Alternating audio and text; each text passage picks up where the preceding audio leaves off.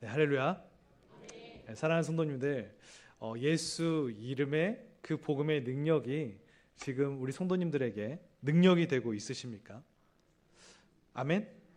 네, 제가 청년의 때를 한번 생각해 봤어요. 청년의 때에 참 복음의 능력이면 충분하다 라는 생각도 있었고요. 그때 김용희 선교사님이라는 분을 통해서 예수면 다다 라는 말씀을 듣고 마음에 불타는 막 복음의 심장들을 갖고, 그래 주님을 위해 내가 죽으리라 했던, 진짜 믿음의 패기와 믿음의 열정밖에 없었던, 내가 가진 것이 없었어요.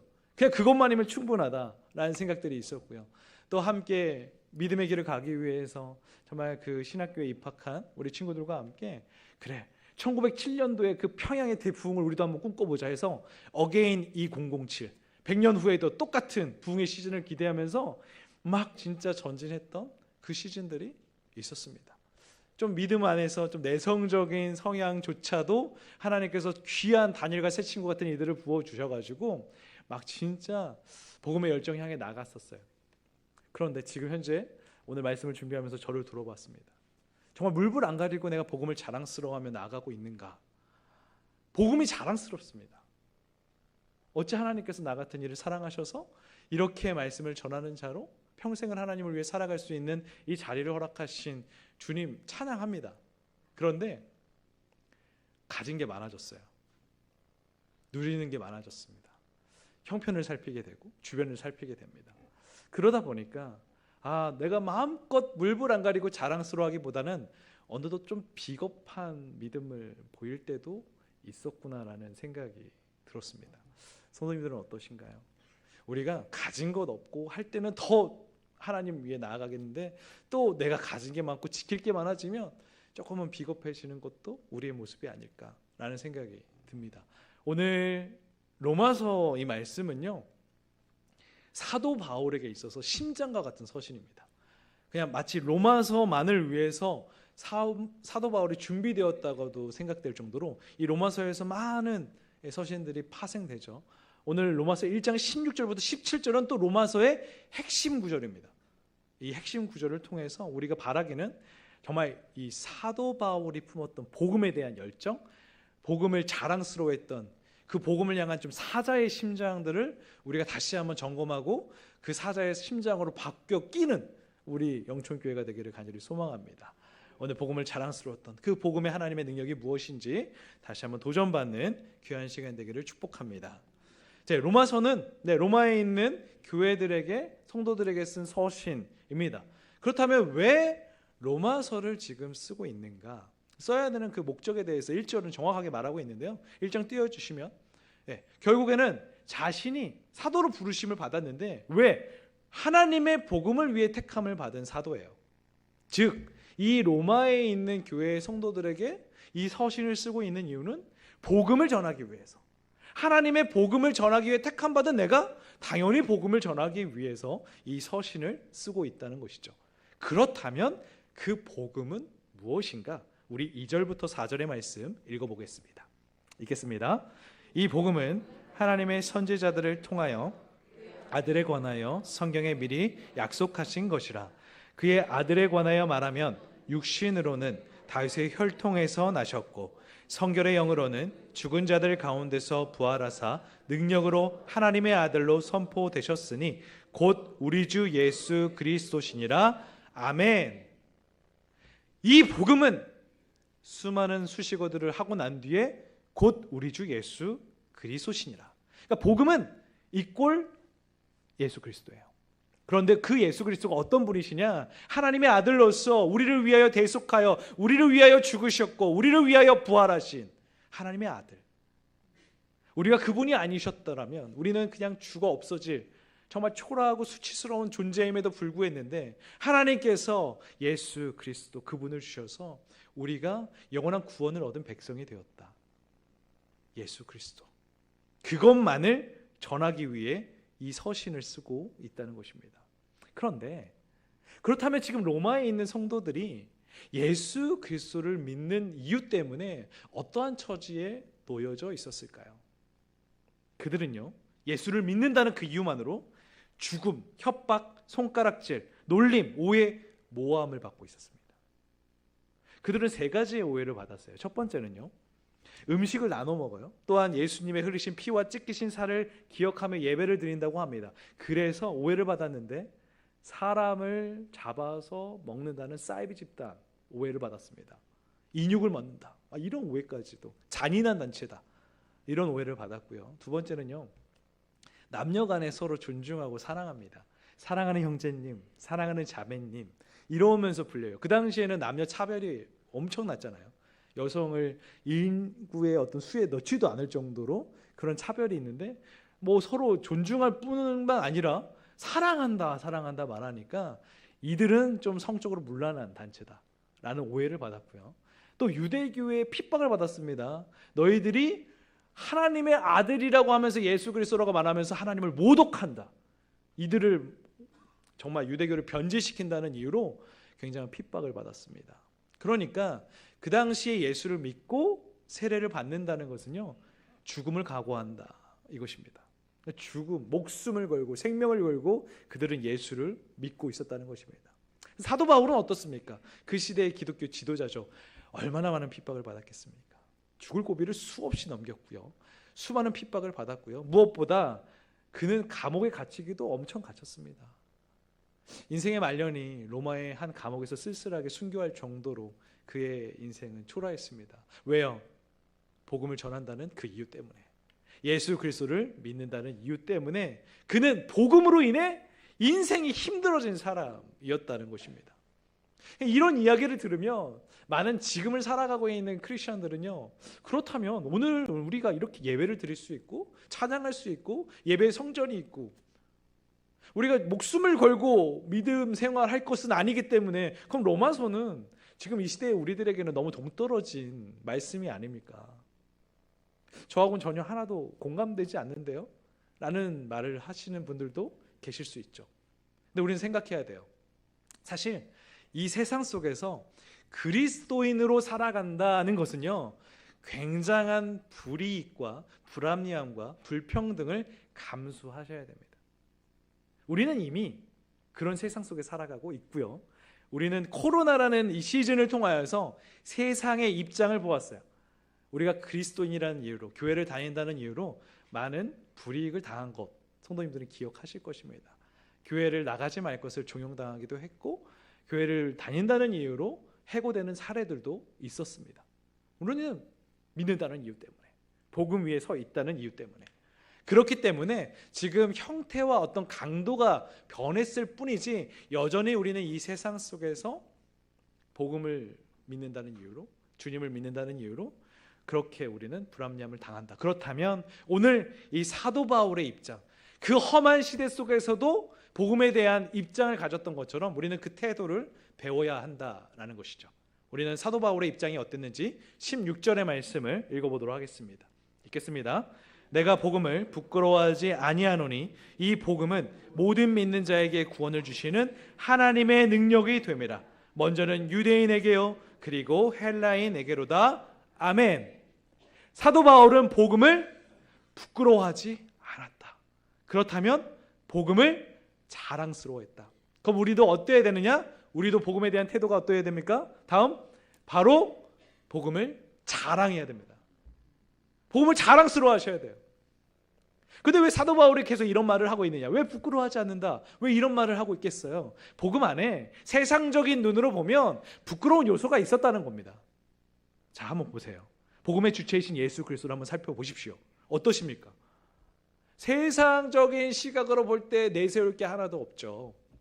유대인들 안에서도요, 굉장히 하층 계급, 그리고 그 여인의 집에서 자라난 목수의 아들, 그리고 가난했고 비천한 고난도 많이 겪었고, 무엇보다 십자가라는 그 당시의 형벌 가운데 가장 최악의 형벌로 돌아가셨습니다.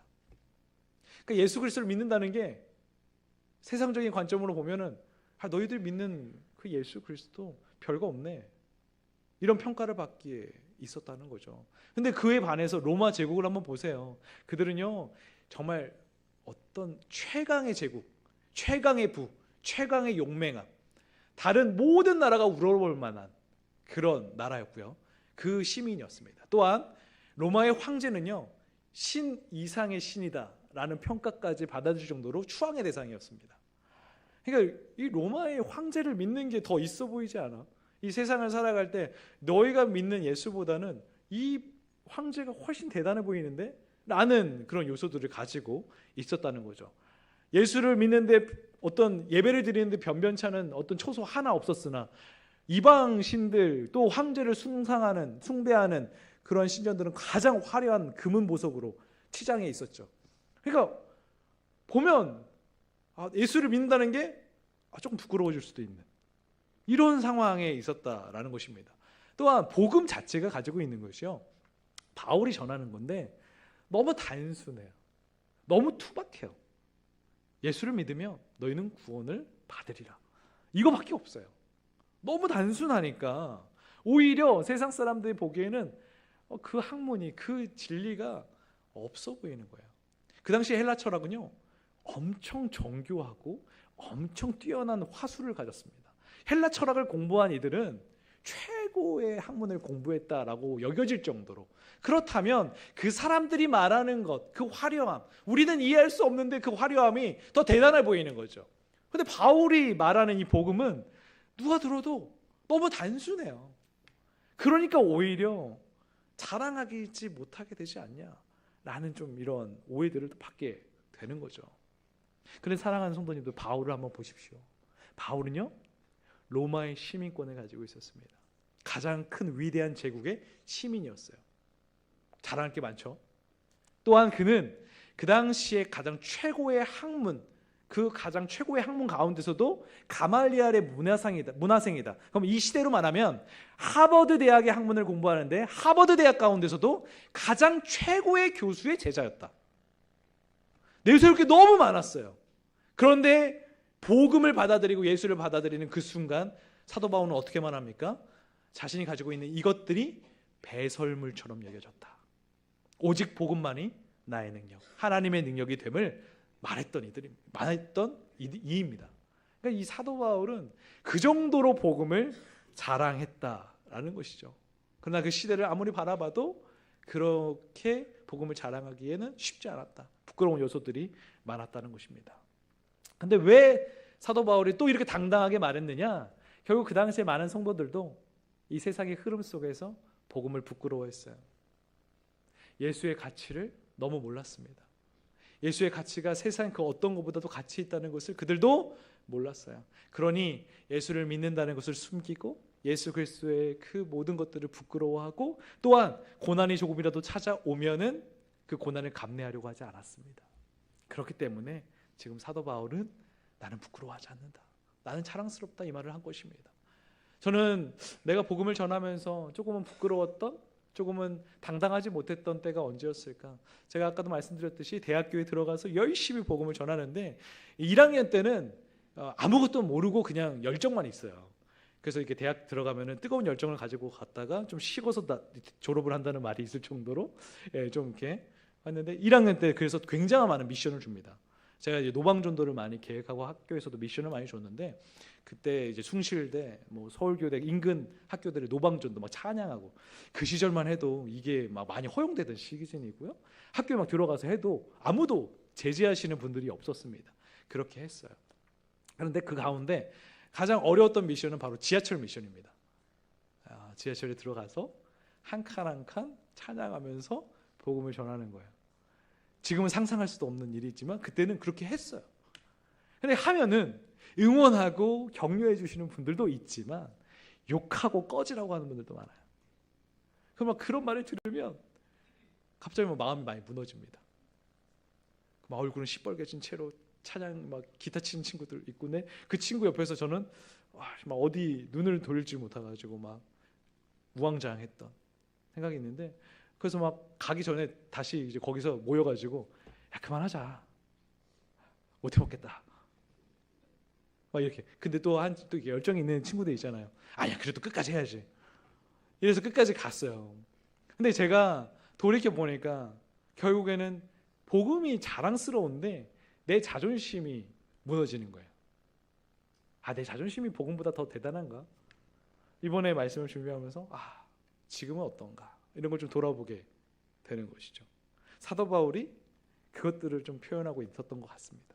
그리고 그러면 사도 바울이 복음을 자랑스러워할 수 있었던 이유는 무엇이냐? 결국 복음은 모든 믿는 자에게 구원을 주시는 하나님의 능력이기 때문이에요. 이 부분에 대해서 좀 더 잘 표현하고 있는 것이 이제 사도 바울의 서신 가운데 고린도전서 1장 18절 말씀 읽어보겠습니다. 읽겠습니다. 십자가의 도가 멸망하는 자들에게는 미련한 것이요 구원을 받는 우리에게는 하나님의 능력이라. 아멘. 세상에게는 미련해요. 십자가의 도를 믿지 않는 이들, 하나님의 능력을 믿지 않는 이들에게는 십자가는 너무 미련한 것이죠. 가장 최악의 형벌, 거기서 죽은 예수가 우리에게 무슨 능력이 돼? 그러나 구원을 믿는 우리에게는요 하나님의 능력이 되는 거예요. 하나님의 능력이 되기 때문에 우리는 십자가밖에 없다, 이 말을 하고 있는 것입니다. 그런데 이것을 표현하기 위해서 사도 바울이 이 고린도전서 말씀을 통하여서 좀 더 표현하고 있습니다. 우리 27절부터 29절 말씀, 왜 하나님의 능력인가? 함께 읽겠습니다. 시작. 그러나 하나님께서 세상에 미련한 것들을 택하사 지혜 있는 자들을 부끄럽게 하려 하시고 세상에 약한 것들을 택하사 강한 것들을 부끄럽게 하려 하시며 하나님께서 세상에 천한 것들과 멸시받는 것들과 없는 것들을 택하사 있는 것들을 패하려 하시나니 이는 아무 육체도 하나님 앞에서 자랑하지 못하게 하려 하심이라. 아멘. 십자가의 도를 왜 하나님께서 택하셨는지를 말해주고 있는 겁니다. 세상에 미련한 것들을 일부러 택하셨고요, 약한 것들을 택하셨고요, 천한 것들, 멸시받는 것들, 없는 것들을 택하셨어요. 하나님께서 택하신 거예요. 십자가는. 왜 택하셨냐고요? 하나님의 능력만 드러나게 하려고. 만약에 세상에 강한 것들을 택하잖아요, 그러면 세상에 강한 것들을 취한 자들이 자신들을 자랑합니다. 하나님 자랑하지 않거든요. 하나님 그것을 아는 거예요. 그러니까 아시기 때문에 아무 육체도 하나님 앞에 자랑하지 못하게 하시려고 십자가를 택하신 겁니다. 그렇기 때문에 우리가 복음은 왜 하나님의 능력입니까? 왜 십자가는 하나님의 능력입니까? 하나님만이 하실 수 있는 것이기 때문에. 인간 어느 누구도 할 수가 없습니다. 로마의 황제 아무것도 아니거든요. 우리 세상에 가지고 아무리 강한 이들이 할 수 있는 게 아니에요. 그렇기 때문에 복음은 하나님의 능력이에요. 하나님만이 하실 수 있는 것. 그렇기 때문에 나는 자랑하는 거예요. 사도 바울은 자랑할 수밖에 없었다는 것입니다. 저는 또 돌아봤습니다. 우리 성도님들도 그러겠지만 우리가 국내든 해외든 우리가 선교지를 다니면서 왜 우리가 그들에게, 말도 안 통하는 이들에게, 또 이 복음을 모르는 이들에게 왜 선교합니까? 왜 복음 전합니까? 왜 사랑을 흘려보내나요? 왜 그래요? 우리가 그렇게 선교하면 우리에게 이익이 됩니까? 우리에게 뭐가 떨어지나요? 아니요. 우리는 재정을 투입하고 우리 자비량으로 가잖아요. 왜 그러냐고요? 우리가 가진 것이 진짜니까. 진짜를 모르는 그들이 너무 안타까우니까. 하나님께서 우리에게 그 복음을 전하는데 택하셨으니까. 우리는 그래서 가는 거거든요.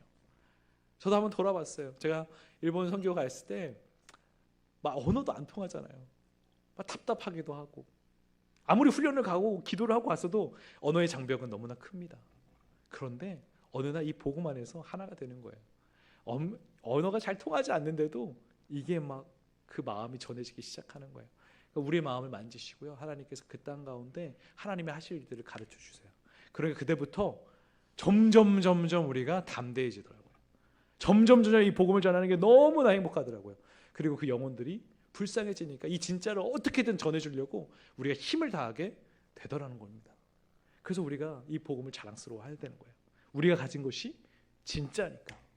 저는 이 말씀 묵상하는 가운데 우리 신현웅 목사님, 이 신천지에 있다가 나오셔서 이 초대교회를 이제 개척하시고 정말 이단에 빠진 이들을 주께로 돌아온 일에 힘쓰시는 그 목사님이 하신 강의에서 그 문구가 저의 마음을 다시 한번 울리더라고요. 이런 말씀하셨어요.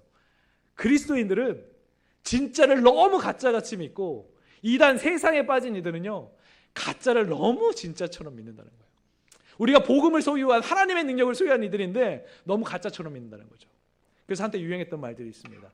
열심히 없는 크리스천들을 두고 너는 정말 이단은 아닐 거야. 이단들은 열심히 있는데 너는 열심히 없어서 넌 확실히 이단은 아니야.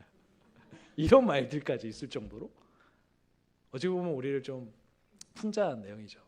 우리 크리스천들이 너무 진짜를 능력 없게 믿고 있다. 이것을 좀 도전했던 시즌이 있었습니다. 성도님들, 복음은 우리 하나님의 능력이 됩니다. 복음을 자랑할 수 있는 하나님의 복된 자녀들 되시기를 주님의 이름으로 축복합니다. 그렇기 때문에 그 다음 이 구원의 원리, 사도 바울이 그렇게도 외쳤던 이 원리가 나옵니다. 바로 오직 의인은 믿음으로 말미암아 살리라. 우리 함께 한 번 더 같이 읽도록 하겠습니다. 시작. 오직 의인은 믿음으로 말미암아 살리라. 아멘. 17절 말씀 읽겠습니다. 복음에는 하나님의 의가 나타나서 믿음으로 믿음에 이르게 하나니 기록된 바 오직 의인은 믿음으로 말미암아 살리라 함과 같으니라. 아멘. 자, 우리 세 단어가 중요합니다. 하나님의 의. 하나님의 의가 뭐냐면, 성도님들, 우리는 죄인입니다. 우리는 의롭지가 않아요. 하나님은 의로우신 분이시죠. 그럼 의로우신 분에 의하면 우리는 사실 그 앞에 설 수 없는 이들입니다. 그런데 하나님께서 복음 안에 예수 그리스도를 믿으면 우리를 의롭다 칭해 주신다. 우리는 스스로 의로울 수 있는 이들이 아니라 하나님의 칭함으로 의인이 되는 사람들입니다. 믿으십니까? 하나님 아니시면 여기에 의인이 한 명도 없어요. 그러나 예수 그리스도를 믿는 그 순간 우리는 의인이 된 겁니다. 그 말 하는 것이고요. 그래서 믿음으로 믿음에 이르게 하나니라는 말은 사실 이 로마서 1장은요 일반적인 좀 의에 대해서 말을 했다면 3장은 이 의에 대해서 상세하게 말합니다. 그래서 믿음으로 믿음에 이르게 하나니라는 말을 3장 22절은 이렇게 말하고 있습니다. 예수 그리스도를 믿음으로 말미암아 모든 믿는 자에게 미친다. 그러니까 우리가 예수 그리스도를 믿는 그 순간 믿음에 이른다, 이 말을 하는 거예요. 예수 그리스도를 믿지 않으면 우리는 믿음에 이를 수 없다, 이것이에요. 그 다음에 마지막이 오직 의인은 믿음으로 말미암아 살리라, 이 말입니다. 그럼 오직 의인은 믿음으로 말미암아 살리라라는 말은 도대체 어떤 말입니까? 이것이 바로 하박국 선지서 2장 4절을 인용한 거예요. 성도님들, 구약과 신약이 따로 있는 것이 아니라 구약부터 이어온 그 믿음의 원리가 신약에도 적용이 되는 것이죠. 그래서 이 말을 하는데 하박국 선지서를 한번 돌아볼 필요가 있죠. 하박국 선지서가 하나님의 사명을 받았는데 너무너무 고민이 되는 거예요. 그래서 하나님께 고민을 얘기합니다. 하나님의 백성이라는 이 유다인들이 왜 이렇게 죄악을 많이 짓습니까? 하나님 이렇게 죄를 많이 짓는데 이들 내버려 두실 겁니까? 이 말을 하는 거예요. 하나님께서 말씀하시죠. 아니, 내가 벌할 거야. 1장에 보면 이런 내용이 나와요. 그래서 이제 벌이 내려요. 바로 갈대아 사람 이 바벨론으로 인해서 심판이 임합니다. 그러니까 또 하박국이 너무 이해가 안 되는 거예요. 하나님, 우리가 이게 심판받고 벌 받는 건 맞는데 믿지도 않는 이 이방인들에 의해서 너무 잔혹하게 우리를 심판하시는 거 아닙니까?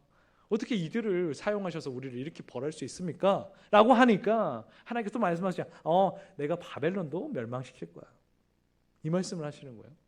사실 제가 봤을 때는 좀 시원한 대답은 아니에요.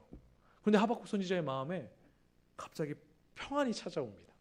그리고 하나님을 찬양하죠. 우리가 너무 잘 알고 있는 찬양의 말씀이기도 한데 우리 하박국 3장 17절부터 18절 말씀 읽어보겠습니다. 읽겠습니다. 비록 무화과 나무가 무성하지 못하며 포도나무에 열매가 없으며 감람나무에 수출이 없으며 밭에 먹을 것이 없으며 우리의 양이 없으며 외양간에 소가 없을지라도 나는 여호와로 말미암아 즐거워하며 나의 구원의 하나님으로 말미암아 기뻐하리로다. 아멘. 하나님께서 약속해 주신 거예요. 그러니까 하박국 선지자가 봤을 때는 지금 아무런 상황이 바뀐 게 없어요. 아니 지금 하루 한 끼도 먹을 수 없을 정도의 초랑 궁핍함, 피폐함이 있어요. 그런데 하나님의 약속을 받는 그 순간 세상의 것이 아니라 하늘을 소유한 자가 되니까 아무것도 없는데 하나님, 여호와 하나님으로 말미암아 기뻐하고 찬양할 수 있게 되었다. 이것이 바로 의인은 믿음으로 말미암아 살리라, 이겁니다. 성도님들, 지금 로마에 있는 교회의 성도들, 하나님을 믿는 자들 쉽지 않아요. 역전이 일어나지도 않아요. 계속 힘들 거예요. 손가락질 받고 핍박 받을 겁니다. 그럼에도 불구하고 오직 의인은 믿음으로 말미암아 살리라. 너희들이 믿으면 산다. 믿으면 하나님이 책임져 주신다. 하나님의 능력이 너희들에게도 나타날 것이다. 그러하니 그 복음의 능력으로 살아가라. 이 말 하기 위해서 지금 로마서라는 이 16장, 이 장장 16장을 쓰고 있다라는 것입니다. 사랑하는 성도님들, 하나님의 능력이 나타나는 우리가 오직 믿음으로 살아가는 의인 되시기를 주님의 이름으로 축복합니다. 이제 이 말씀 이후에 사실 이 18절부터 32절까지 내용이 사실은 굉장히 많지만 저는 그래도 결국 하나님의 존재를 믿지 않는 자들, 복음 안에 서 있지 않는 자들, 하나님의 능력이 나타나지 않는 자들은 그러면 어떻게 될까? 여기까지 좀 다루고 싶어요. 하나님으로 채워지지 않는 자들은 먼저 이렇게 됩니다. 하나님의 진노가 임해요. 18절 말씀 읽겠습니다. 18절입니다. 시작. 하나님의 진노가 불의로 진리를 막는 사람들의 모든 경건하지 않음과 불의에 대하여 하늘로부터 나타나나니. 자, 불의한 자들은요, 결국 하나님의 영광을 우상으로 다 바꾸는 자들을 말합니다. 하나님, 예수 그리스도를 믿어야 되는데 그들을 믿지 않고 하나님을 채우지 않고 인정하지 않아요. 그런 자들은요, 하나님의 진노가 임하는데 그 진노가 어떤 진노냐면 하나님이 내버려 두심입니다.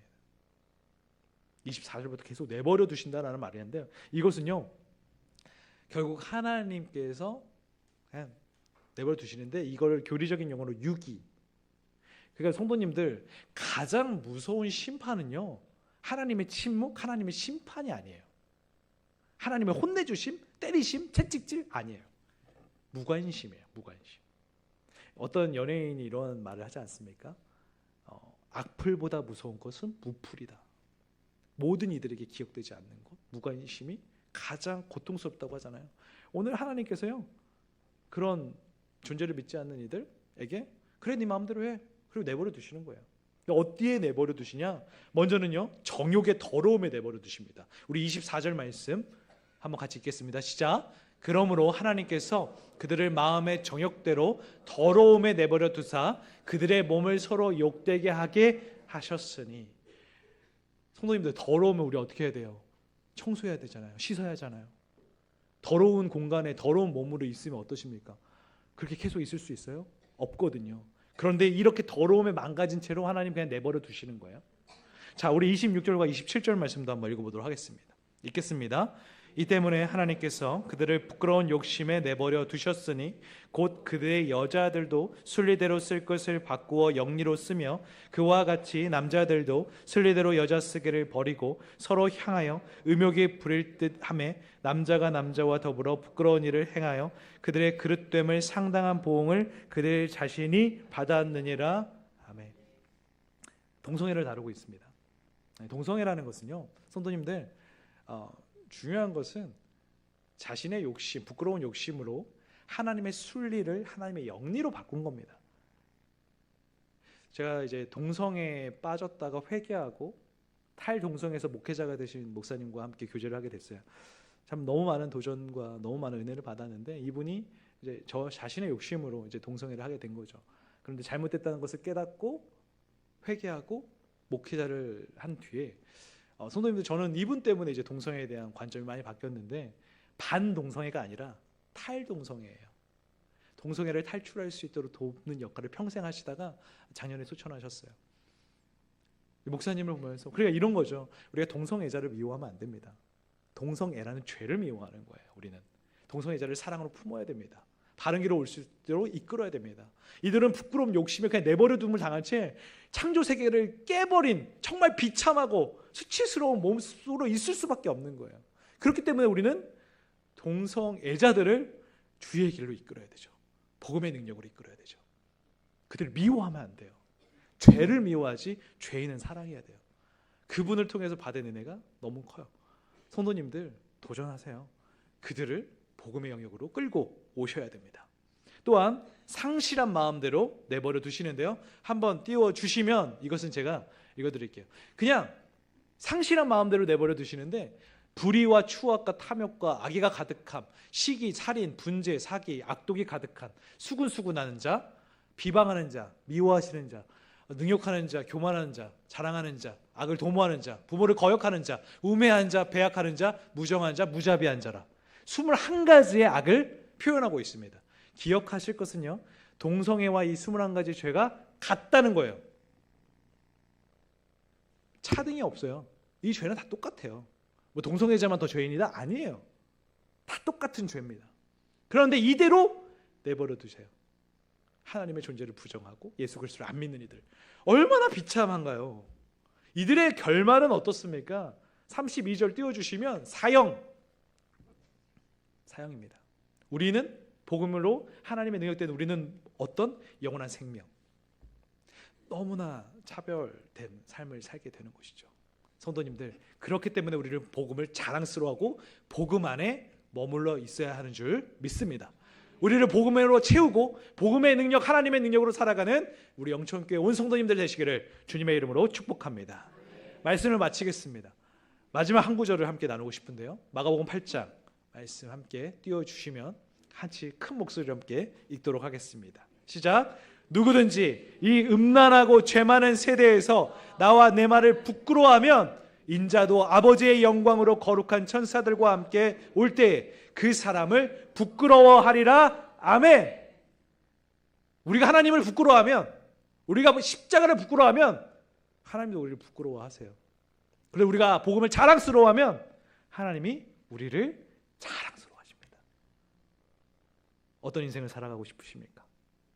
복음을 채우시고 복음을 자랑하고 하나님의 자랑이 되는 하나님의 자녀들, 그것이 우리이기를 주님의 이름으로 축복합니다. 기도하겠습니다. 사랑의 하나님 아버지, 감사합니다. 하나님, 오늘도 거룩한 주님의 날, 주의 전으로 우리를 부르시고 바로 복음의 본체이신 예수 그리스도, 하나님 주님을 바라볼 수 있도록 인도하여 주심에 주님 감사합니다. 하나님, 십자가의 능력, 세상은 미련하다고 할 수 있습니다. 세상은 보잘것없다고 할 수 있습니다. 그러나 우리에게는 최고의 하나님 능력이 됨을 믿습니다. 다시 우리의 인생 가운데 찾아오신 그 예수 그리스도, 그분만을 믿고 그분과 인생을 살아가 하나님 능력을 누리는 하나님의 복된 자녀들 될 수 있도록 인도하여 주시옵소서. 오늘도 내가 복음을 자랑합니다 선포할 수 있는 하나님 아버지의 자녀들 될 수 있도록 인도하여 주시옵소서. 그리 이루실 주님 찬양하며